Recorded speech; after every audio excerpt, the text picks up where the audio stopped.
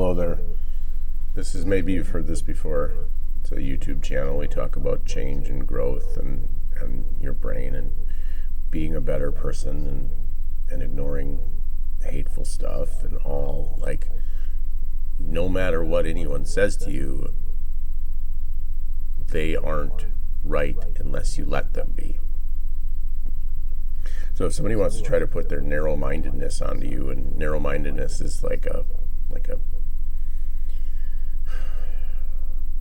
they don't want to open up their mind, and they don't want to realize that they are more important, so they're going to put some stuff onto you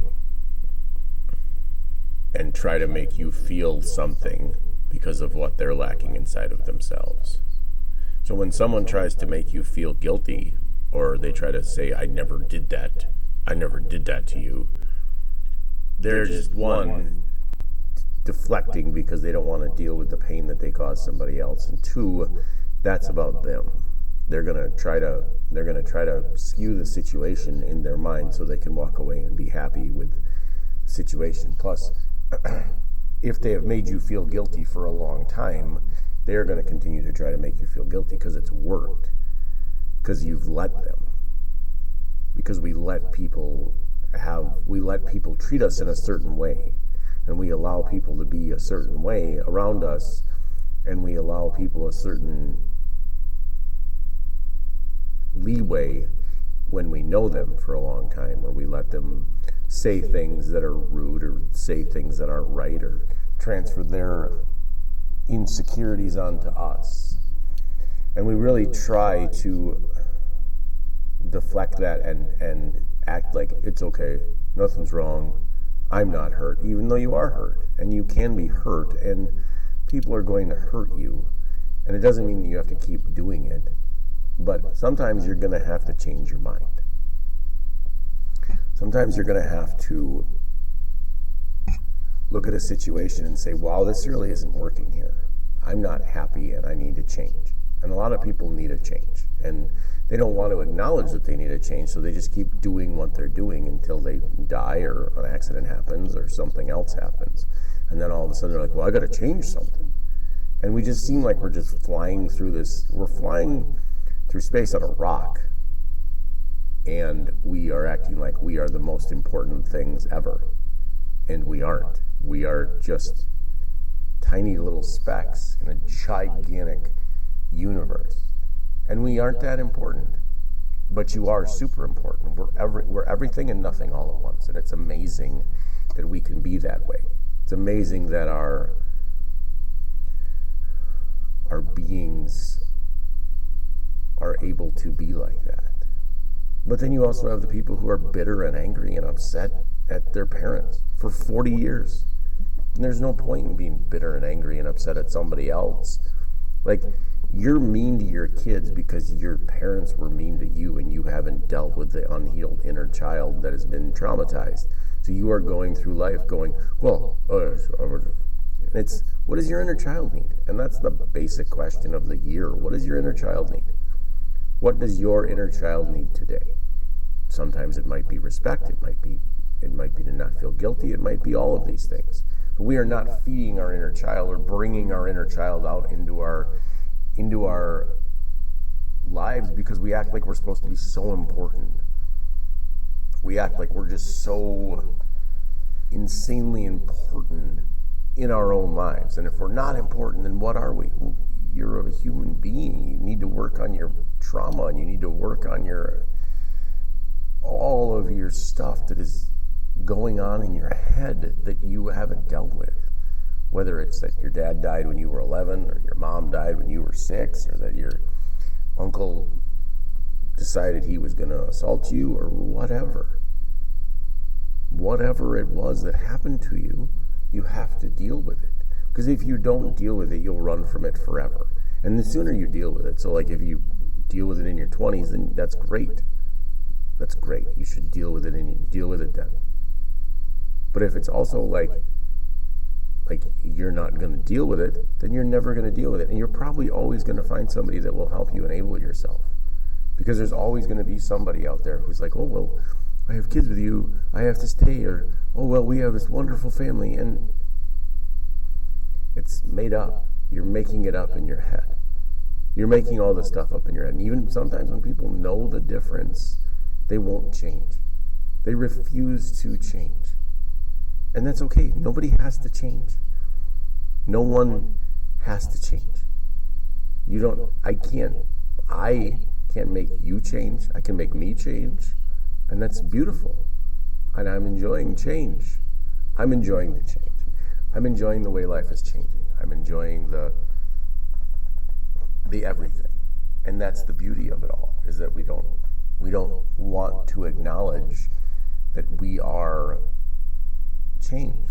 And life is changing. It's all changing. And it's okay to change. And it's okay to be different. And it's okay to not get angry at your kids anymore. And it's okay to tell your kids it's okay to be wrong. I find a lot of people need to be right. A lot of people are really, really, really, really hell-bent on being right. And where did you learn that? Where did you learn that you have to be right? Where did you learn that I can't be wrong? Well, you're wrong and you're right in every decision that you've made. Every time you make a decision, sometimes it's wrong, sometimes it's right, but it might work out and it might not. But this whole, I gotta be right, well, according to who? Who do you have to be right according to? According to you.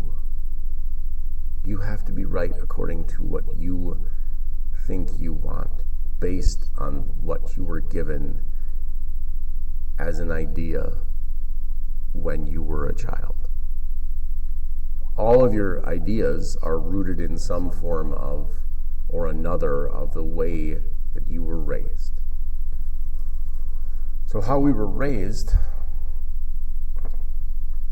dictates how we are today, because those ideas in your head are what we go around trying to put onto everybody. That's why we can be narrow-minded in a situation and be like, oh, well, and it's just like, well, no, why does it matter? Like, why are we doing it this way? Why is it that people who are in a position to give out power are just using it for their own device? Or the people that are in a position of, like, you keep allowing your wife to be mean to you, and then you don't leave, but you continually say, I'm going to leave, and then they continually talk you back in. And that's because they're giving you an idea of what you think you want, even though you know it's terrible, even though you are trauma bonded to that individual, and you know that it's terrible, and you're just going to die there. That you could leave, you could also stay. But the fact that we don't want to be responsible for ourselves and we want to be responsible for everybody else is insane.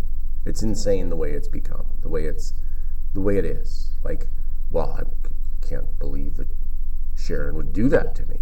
Sharon's probably a bitch. Sharon probably sucks at life. And there you go. And that's just it. We go through this existence and we kind of like we don't want to acknowledge that anything is wrong, even when we know stuff is wrong, even when we know in our body that there's things going on and that there's problems and that you have issues and that there's just stuff that we can't deal with. And it's hard. Dealing with everything is hard, and we like to hamster wheel ourselves, where we're just spinning out of control inside of our heads because we're just worried and anxious and nervous, and we don't have any money, and it's going to be bad, and there's going to be no groceries, and it's just like, well, if it happens, it happens. You can't really control the future or what anybody does to you, and you can only control how you react. And that's the best way to live. There's been a lot of philosophies based on that ideal of that you are not in charge of what happens to you, but you are in charge of how you respond to it. And that is the probably best way to live, because there's nothing that you can do when something bad happens. Like, I'm not saying that it's okay that somebody came and took you to a concentration camp. I'm not saying that's okay. I'm saying that in that situation, you would then, your mindset would dictate how you are. It would not dictate who you are or where you are. But if you can find the beauty in a situation, any situation, I'm not using the North Korean death camp here. I'm not using that, getting mugged in Europe. Like these are all things that could happen. But it's also like how you deal with it is more important than what happens to you. Now, if your husband is continually assaulting you, you should probably get some help. I mean, if your wife is continually throwing forks at you, you should definitely go get some help. And you are definitely not wrong, and your wife is probably a lunatic. And that's okay as well. So, thank you for tuning in again. This is have a nice day. Have a beautiful day. Thank you for being here.